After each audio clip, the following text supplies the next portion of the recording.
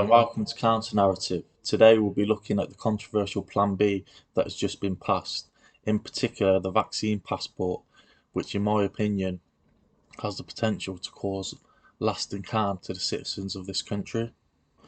Firstly, it needs to be said that the variant Omicron, which should be called Z, but we know why it isn't, which has caused the draconian condition, appears to be generally milder, even with no vaccination. That comes from doctors' statistics and anecdotal evidence in South Africa. But, after 4 weeks, this is now our fourth week, there's no reason why you can't trust us when we say to you it's mild disease. We're not saying that there will be sick patients. That's not what we're saying. We say the majority is mild. There's no need to hospitalize any of these mild cases. There's really no need. And these patients recover within about 5 days. Whether you are a child, whether you are 80 years of age, whether you've been vaccinated, whether you have not been vaccinated, whether you have suffer from mild diseases, other comorbidities, this is what we see. This is the real life. This is the real experience. That was a video of the woman who discovered Omicron, Dr. Angelique Coates in South Africa. She is a GP and chair of the South African Medical Association, and she's consistently stated that Britain is overreacting to this variant, which leads to the question, are these restrictions about health or about politics? Tory rebellion would have gained some respect amongst some voters. However, Labour's constant pandering and lack of opposition has taken them from a party unlikely to gain power to one which is almost certain not to gain power in the future, in my opinion. Let's look at Starmer's response to Plan B. It is my solemn duty to challenge the government where necessary. The health, safety and security of our nation and its people must always be the first priority. That's why we will always support measures designed to protect public health. That includes the measures in Plan B.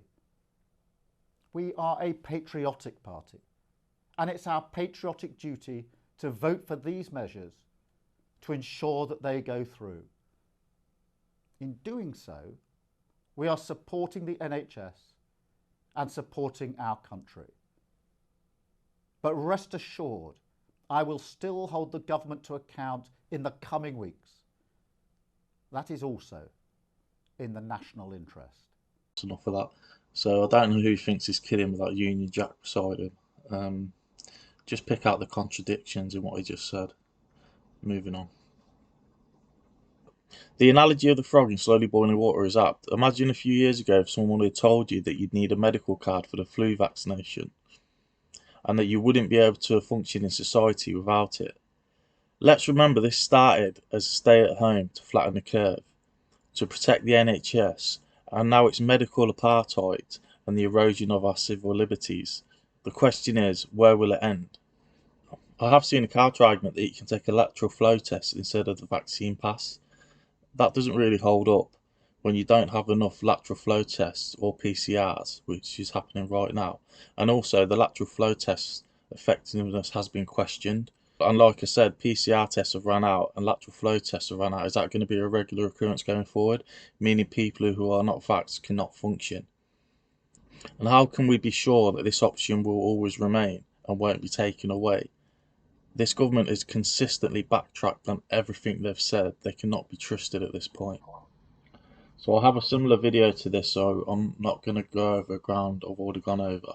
I'll leave the link in this video. But I will say this.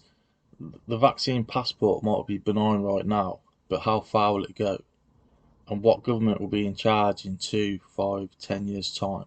And how will they use it? Will we ever get back the liberties that we've given up? That's the point.